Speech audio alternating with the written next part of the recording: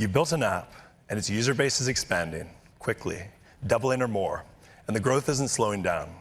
The success is exciting, but the challenge is scaling sustainably. What worked for 1,000 users often doesn't extend to 1 million.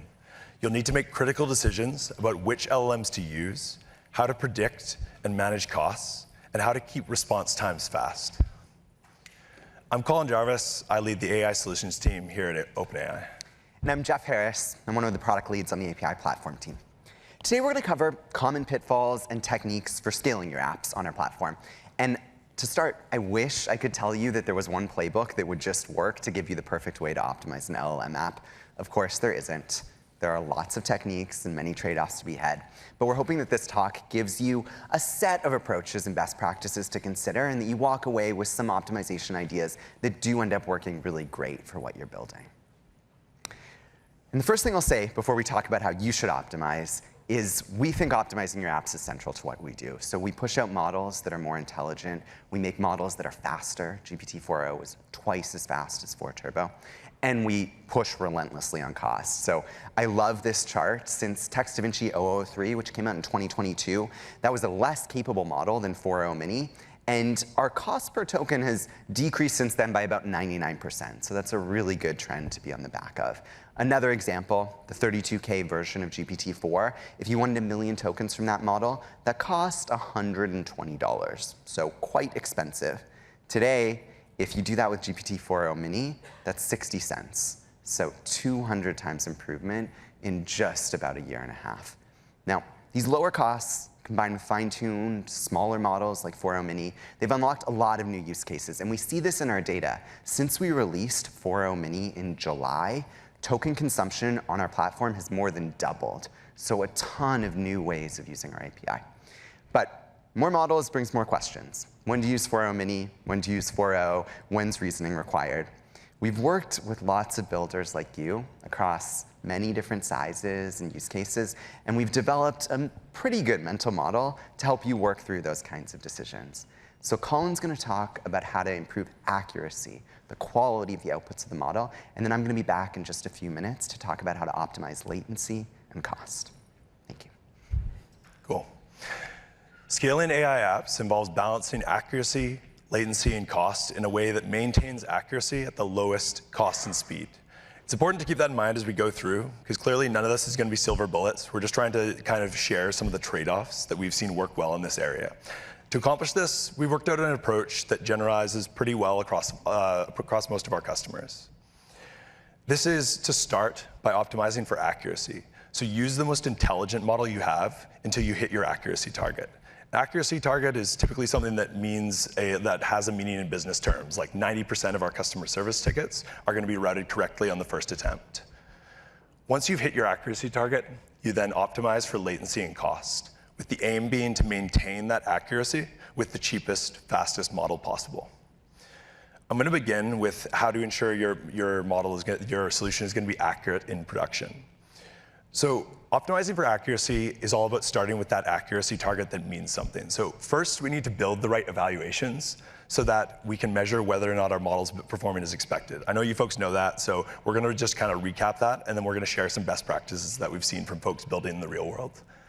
Then we want to establish a minimum accuracy target to deliver ROI. This is an area that a lot of folks skip, but what we find is a lot of folks start arguing about like what accuracy is good enough for production is an area that a lot of folks get stuck at and can't actually like take the final leap. And we want to share some ways that we've seen customers kind of communicate that to get past that. And lastly, once you have that accuracy target, you get to the actual optimization bit of like choosing your prompt engineering, RAG, fine-tuning techniques to actually reach that accuracy target. So first step is to develop your baseline evals.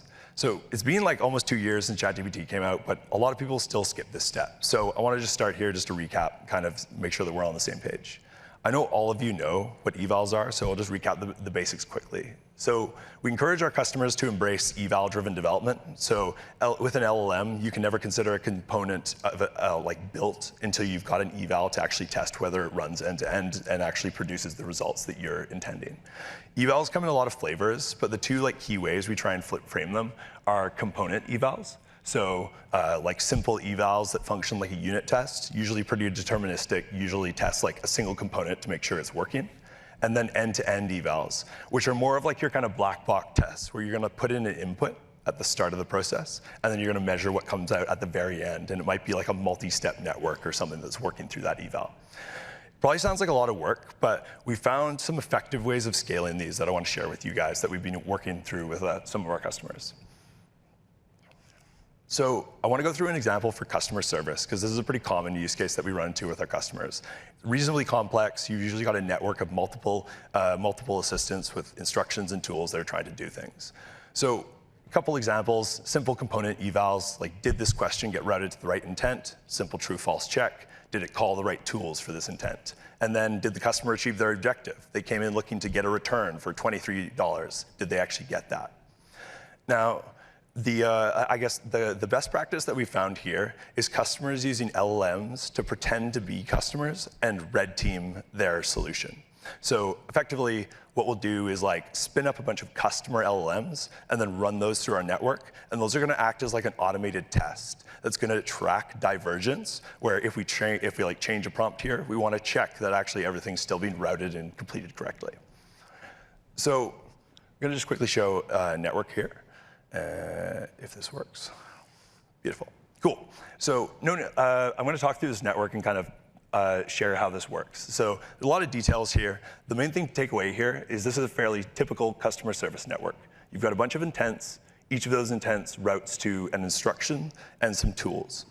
So the way that we're approaching this with all of our customer service customers now is we'll start off by mining historic conversations. And for every one, we're going to set an objective that the customer is trying to do. They were trying to get a refund for $12. They were trying to book a return, whatever it might be. Then we give those to an LLM and get them to pretend to be that customer and run through the network. And then we mark whether all the evals pass. So in this case, this customer tried to purchase plan B, and they went through, they got the upgrade plan intent, and they successfully did that. Then we run through another customer, and they fail to get routed correctly, so they fail. And then we run through another one, and they get routed correctly, but then they fail to follow the instructions. So this won't be 100% accurate, but we've seen customers use this to scale their customer service networks because they're able to test, like it almost acts like every time you raise a PR, you're going to rerun these automated tests and figure out whether your customer service network has regressed. The reason I wanted to share this, I mean, seems pretty basic, but a lot of the time the biggest problem with customer service networks is divergence. So we change something way over here in the network, how does it affect the whole network? And the reason why I'm sharing this particular approach, we did this with a customer where they started off with 50 routines that were being covered. We eventually scaled to like over 400 using this method, and the rollout of the new routines got faster and faster just because this was kind of our base, and we ended up with over 1,000 evals that we ran each time that we made a material change to the network. So once you have your evals, then the next step is probably the biggest area of friction for customers that are deploying to production, which is deciding like when is enough to go to production. How accurate is good enough? You're never going to get 100% with LLMs, so how much is good enough? So I want to take an example from one of our customers. We had done 2 pilots for their customer service application, and accuracy was sitting at between like 80 and 85%.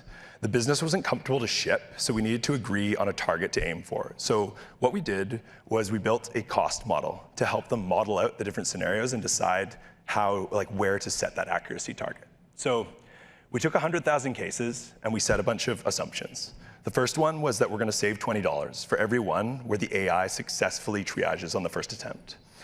For the ones that get escalated, we're going to lose $40 because each of those is going to need a human to work on it for a series of minutes. And then of those ones that get escalated, 5% of customers are going to get so annoyed that they're going to churn. So we're going to lose 1,000 for each of those customers. What we ended up with was a break-even point of 81.5% accuracy to basically break even on the solution. Then we agreed with management, right, let's go for 90%. And that is going to be an area that we're actually comfortable to ship at. Now, the interesting addendum to this story is that people often have a higher expectation of accuracy for LLMs than they do for people. It's probably not a surprise from folks in the room. And in this case, when we set this 90% accuracy marker and met it, they also wanted to do an A/B test on humans. So what we did was do a parallel check of human agents. So the fully human tickets, we took a few of those and we tested those to see how they performed. And they ended up at 66% accuracy. So in the end, it was a fairly simple decision to ship at 90. So I think the key thing here is once you've got your evals and your accuracy target, then you know how much to optimize. So at this stage, we've got the business on board. We've got evals that measure it. We know that 90% is the target. So then we need to hill climb against that 90% and actually get there. So here, I want to revisit our optimization techniques. So this 4-box model is a pretty common asset that we use within OpenAI. So typically you start in the bottom left corner. Prompt engineering, best place to start. Begin with a prompt with explicit instructions, make an eval, figure out where your evals are failing, and then decide where to optimize from there. If your model's failing because it needs new context, so it needs new information that it hasn't been trained on, then you need retrieval augmented generation, or RAG. If it's failing because it's following instructions inconsistently, or it needs more examples to learn the task or style you're asking for, you need fine-tuning. We have a lot of other resources that go into a bit more detail on this. So for now, I just want to call out a couple of key principles that we've seen about these over the last, I'd say, 6 months, where the meta is changing slightly for each of these techniques. First one is prompt engineering. So we get a question a lot of does long context replace RAG? And the answer is it doesn't for now, but I think it allows you to scale prompt engineering much more effectively. So we see long context as a really good way of figuring out how far you can push the context window. So you might not need as effective a RAG application, for example, if you can stuff it with 60K tokens rather than 5K tokens and still maintain performance against your evals. The other thing that we're seeing is automating prompt optimization. So there's a concept called meta prompting, where you effectively make a wrapping prompt that looks at your application. You give it the prompt and the eval results, and then it tries to iterate your prompt for you. And you basically do this almost grid search, where you're running evals, it's iterating your prompt, then you're feeding it back into this wrapping prompt, and it's improving your prompt again. And this is an area where we're seeing, I think all the stuff we've talked about so far is a lot of manual iteration. And I think the real difference with meta prompting is that people are starting to lean on models to actually accelerate that for you. And I think one area that we're seeing that have a lot of effect is actually with O1. One of the use cases that O1 is best at is actually meta prompting. We did it with a customer to generate customer service routines and then optimize them. And it saved them probably I think we did a couple weeks of work in about a day or two. So it's definitely something that I'd encourage you guys to try. And we do have some cookbooks showing as well, coming as well to show you how to do that. So once you move past prompt engineering, there's RAG. So I know everybody in the room knows about RAG, so I just want to call out a couple of things which are probably most key that I've seen over the last few months to making RAG applications work. The first one is that not every problem needs a semantic search.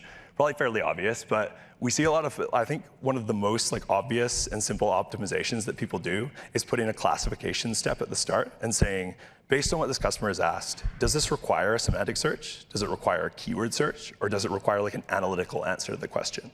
And we're seeing a lot more folks choose databases where you can have vectors as well as keyword search, as well as writing SQL to answer certain questions. And it's a pretty simple optimization, but I think is actually one that you get a ton of mileage out of, and one that I'd suggest people try. The other one is extending your evals to cover retrieval. So once you add retrieval, you have a new axis on your evals. And frameworks like RAGAS and this sort of thing kind of formalize this. But the important thing is extending every eval example to show the context that you've got, and then highlight, are we retrieving the right context? Could the model actually answer with the content that it was given? Again, fairly straightforward, but again, something that a lot of folks don't do when they're working with RAG applications. So there's a couple things there. The last one is fine-tuning. And I don't want to labor fine-tuning because I know that you folks have heard a lot about distillation today. So the main thing with fine-tuning is to start small and build up. You'd be surprised how few examples fine-tuning needs to perform well. Typically 50 plus examples is enough to start with. Making a feedback loop, so making a way to log positive and negative responses and then feed those back in. Again, fairly straightforward, but a useful kind of aspect here. And the last thing is considering distillation. So just like meta prompting, having a way to scale up and actually let the system learn and actually feed those positive and negative examples back in to retrain whatever model you've got is a fairly kind of key aspect, but for fine tuning. So to kind of bring this to life of how we've seen this actually work in real life, I want to share a customer example here. And for this one, We had a customer that had two different domains that they were using for a RAG pipeline, and there were fairly nuanced questions that they were trying to answer. So the baseline we were working from was 45%, which was pretty bad. That was like a standard retrieval with cosine similarity. They also worked in a regulated industry. So what we did was get our baseline evals, 45%, not great, and then we set our accuracy target. For that, we decided to maximize for false negatives rather than false positives. So we'd be happy if the model says it doesn't know rather than it hallucinate. And we'd use that to set our kind of tolerance for this one. Then we targeted 95% accuracy on an eval set and kind of had at it. And the route that we took to optimization is here. The reason I included the ticks and crosses with each of these is to show that we tried a ton of stuff and not everything worked. But the key things that improved performance, first of all, were chunking and embedding. So doing a grid search across different chunking strategies and figuring out what the right area to set our tolerance was. To get to 85%, we then added that classification step I talked about. So if somebody types in one word, you want to do a keyword search rather than a semantic search, pretty straightforward. But again, 20% percentage point boost, as well as a re-ranking step. So taking all the context and then training a domain-specific re-ranker. So depending on which domain the question was for, we had a specific re-ranker which would re-rank the chunks. And then the last thing that got us from 85 to 95 is a lot of the time people would ask analytical questions of this RAG system, and often RAG systems will just fetch the top 10 documents and give you the wrong answer for a lot of these questions. So we added some tools so that it could write SQL on the content, and we also added query expansion, where we fine-tuned a query expansion model to basically infer what the customer wanted. And that was what we eventually shipped with.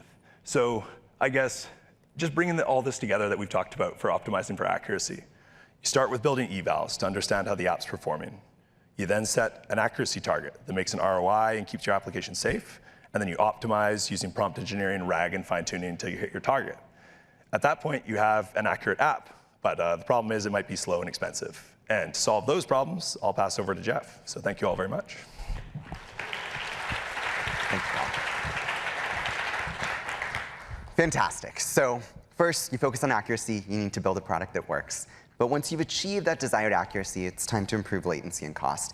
And it's both for the obvious reason of saving your users time and yourselves money, but also more profoundly because if you can reduce the latency and cost for each of your requests, then you can do more inference with the same dollar and time budget, which is just another way of applying more intelligence to the same requests and another pretty central way of improving accuracy. So let's start by talking about techniques to improve latency, and then we'll get to cost. The first thing to understand about latency is an LLM is not a database. You should not be fixating on total request latency. That's not the right way to think about latency for an LLM. Instead, you want to break it down into 3 different subcomponents that make up total request latency. And those are the network latency. That's how much time it takes for the request once it's entered our system to land on the GPUs and then get back to you. Input latency, we commonly call that time to first token. That's the amount of time it takes to process the prompt. And then output latency. For every token that's generated, you pay a pretty much fixed latency cost for each generated token. You combine those things together, and that's total request latency. And what we see for many customers is that the vast majority of their time is spent on output latency. It's spent generating tokens, usually 90% plus of the time. So that's probably the first thing you'd think to optimize. But there are cases, like if you're building a classifier on long documents, where input token speed is actually going to be the thing that dominates. So it really depends on your use case. So we broke down total request latency, and I'll say first that when you think about total request latency, I'm telling you not to fixate on that, but most customers will be paying attention to how long it takes for the LLM to complete. Unless you're doing a streaming chat application, the thing they're going to care about is, OK, the answer is done. But even with that frame, even knowing that that's the final thing customers care about, for you as developers, you want to be a little bit more focused on the details. So we talked about this network latency, TTFT, that's the prompt latency, time to first token, and then the output latency. We call that TBT, or time between tokens, and you take the time between tokens times the number of tokens that you generate, and that's what composes the output latency. So that's the basic formula that you should just always have in the back of your mind when you're thinking about why are my requests taking so long, or how can I make them faster. Now let's just break these up one at a time and talk about each component and how it works and what you can do. So first, network latency. Unfortunately, network latency is on us. It is the time from when the request enters our system to when it lands on GPUs and when the request finishes to when it gets back to you. It'll add about 200 milliseconds to your total request time just to be routed through our services. One of the really nice pieces of news is this is a central thing that we've been focusing on for the last 6 months or so. And I'll say historically, our system has been pretty dumb, where all of our requests have been routed through a few central choke points in the US, and then they land on GPUs, and then they come back to the US, and then they get back to you, which means that for a standard request, you're often hopping across the ocean multiple times, not ideal for really lowering network latency. But we're actually just rolling out right now regionalization. So if you pay attention to your metrics, you should be seeing network latency go down over these last few weeks. And first, I'll say I'm not allowed to tell you where our actual data centers are, so this is a little bit illustrative. But you can see that instead of having just centralized choke points, we now take requests. We find the data centers that are closest to those requests, and we try to process them completely locally. So it's one really, really meaningful way of reducing network latency. All right. So stuff that you can affect really easily, time to first token. This is the latency that it takes to process prompts, and there's a few important techniques that really help optimize here. The first, the obvious one, is just to use shorter prompts. And I know Colin just said you want to put more context, more examples in your prompts, and I wish I could tell you that that didn't come at a latency cost. It does come at a minor latency cost. The longer your prompts are, the longer it will take to process the prompts. Usually prompts are about 20 to 50 times faster per token than output latency, depending on the model. So that is a trade-off you have to make between the amount of data in your prompt and how fast you want your prompt to be processed. One of the really nice things that we just released today is generations in our playground, where you can actually tell a model that we've tuned for prompt engineering to say, I want the prompt to be able to do these things, and I want it to be concise, and I want it to be brief, and the model will actually help form a prompt that meets those criteria and does the right balance between verbosity and also brevity. So that's one technique. Second technique for improving prompts, and we'll talk about this a lot, is choosing a model of the right size. Depending on which model you choose, the time to first token varies quite meaningfully. So O1 and GPT-4o both have a time to first token of about 200 milliseconds. O1 mini is about 50 milliseconds, so super, super fast. And then GPT-4o mini is somewhere in between. It's about 140 milliseconds is the standard time to first token that we see across many, many requests in our system. And then the third way to improve prompt latency, I'll just dangle. It's what we call prompt caching. We're just releasing this today, but it's a way to speed up your requests if you have repeated prompts. And we'll talk about it a little bit more in the cost section in just a couple minutes.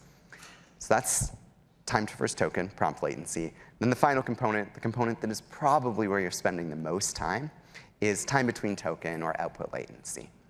So time between tokens takes most of the time, and that's true for our classic models like GPT-4o and 4o mini, but it's really true for our reasoning models like O1 preview and O1 mini, where each of those chain of thought tokens is an output token. So each token that the model is thinking inside its head is actually adding a fixed cost to the latency, and there could be a lot of tokens there. So what can you do? Well, the first thing to understand about time between tokens is one of the biggest determiners of this speed is just simply supply and demand. How many tokens our system is processing versus how much capacity the system is provisioned against. And what you can see here is a pretty typical week for us, where the weekends tend to be the fastest, time where we have the least demand, so tokens are being spin out the fastest. And then during weekdays, typically the morning Pacific time is when we have the most demand, and the models will be at their slowest over the course of the week. And the way that we optimize this internally is we have latency targets that we set on a per model basis. The units here are tokens per second, so you want higher numbers mean that they're faster. And what these numbers mean is this is the slowest we ever want the model to be. So at 8 a.m. on a Monday, which is typically one of our slowest times, we want GPT-4o to be at least 22 tokens per second, if not faster. And you can see here, GPT-4o and O1 generate tokens at about the same speed, 4o mini meaningfully faster, and then O1 mini is hugely faster, extremely fast model, but it's also generating a lot of chain of thought tokens. So you can pick smaller models if that's possible. You can't really move all of your traffic to weekends, although if you can, that's a very straightforward way to make things faster. But one of the other things you can think about to improve time between tokens latency is reducing the number of output tokens. This can make a huge difference in total requests. So if you have one request that's generating 100 output tokens, and then you have another request that's generating 1,000 output tokens, that second request is literally going to take about 10 times as long. It's going to be substantially slower. So you really want to be thinking about how to prompt the model to be concise in its output and just give you the bare minimum amount of information that you need to build the experiences you want. And then the last way that I just talked about, I should also mention that one thing that's a little bit subtle in time between token latency is the length of the prompt actually makes a difference too. So if you have one request that has 1,000 prompt tokens in it and another request that has 100,000 prompt tokens in it, that second request for each token it generates is going to be a little bit slower, because for each token, it has to be paying attention to that whole 100,000 long context. So shortening prompts does have a small effect on the generation speed. And then the final way to improve time between token latency is choose smaller models. If you can get away with 4.0 mini, that's a very straightforward way to make your application faster. All right, so we've broken down latency. We've talked about network latency, prompt latency, and then output latency. Let's close out by talking about cost and the different ways that you can make more requests with less money. So the first thing to know is that many of the techniques that we've already touched on improve both latency and cost. A lot of ways that you make requests faster will also just save you money. So as a very straightforward example, we bill by token, and also tokens cost a fixed amount of time. So if you use fewer tokens, it's obviously going to go meaningfully faster. But there are some optimizations that apply just to cost.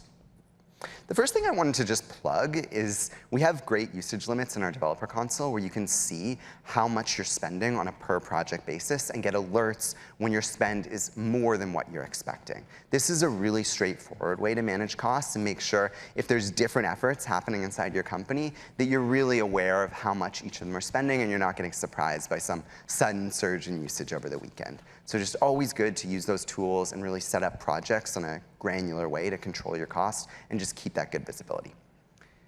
One of the things you can do to actually reduce costs is with prompt caching. This is a feature that we're just launching today.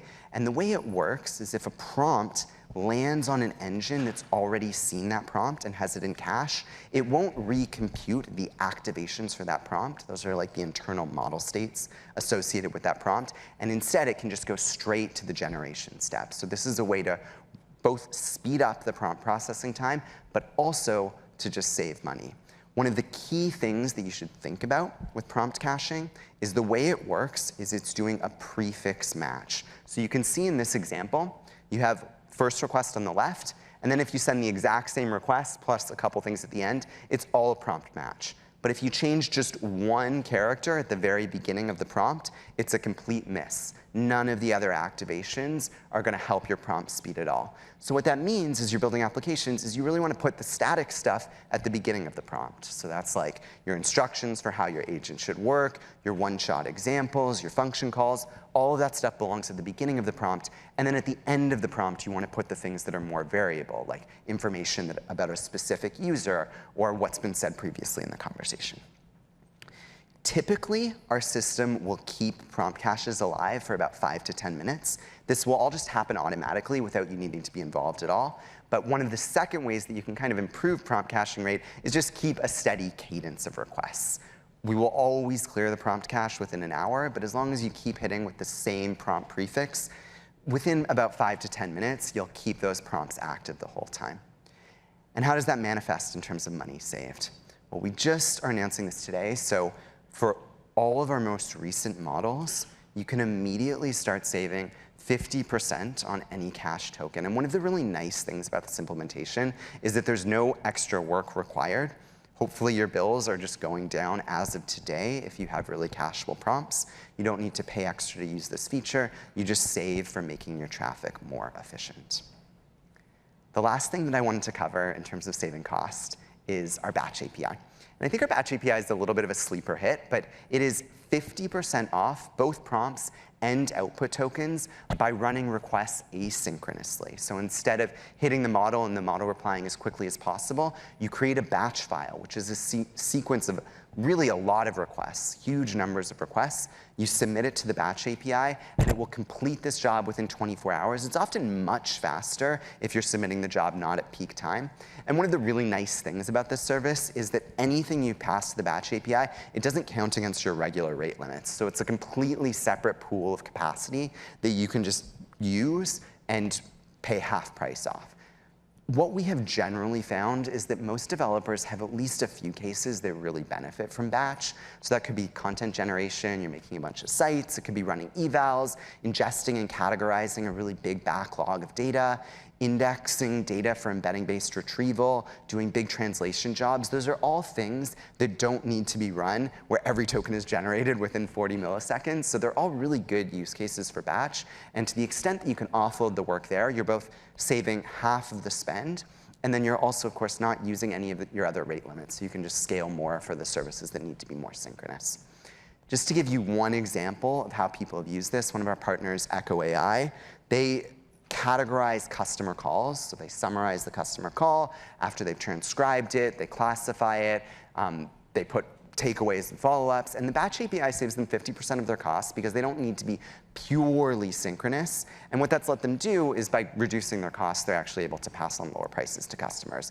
The way that they've built this is that they've designed a near real-time system that processes every call that comes in, creates batch jobs, sometimes really small batch jobs with just a few requests, and then is tracking all of the batch jobs that are in the system, so as soon as they complete, they can notify the customer. This isn't going to be less than 1 minute response times necessarily, but it is way cheaper than running requests synchronously, and it lets them scale a lot more and just ask more questions about their calls. So we just released the batch API in the spring. They've been using it for a few months. So far, it's saved them tens of thousands of dollars. So that's pretty good for early prototyping here.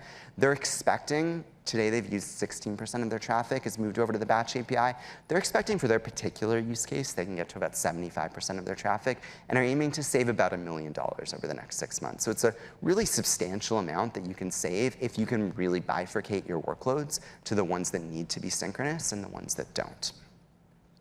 All right, so we have hit you with many, many different ideas. We've shared a lot of things. The good news is that a lot of the techniques that we have for optimizing cost and latency, they're highly overlapping. If you optimize one, you tend to optimize the other. And if you can apply a good smattering of these best practices, you're going to have built experiences that are state of the art in terms of balancing intelligence, speed, and affordability.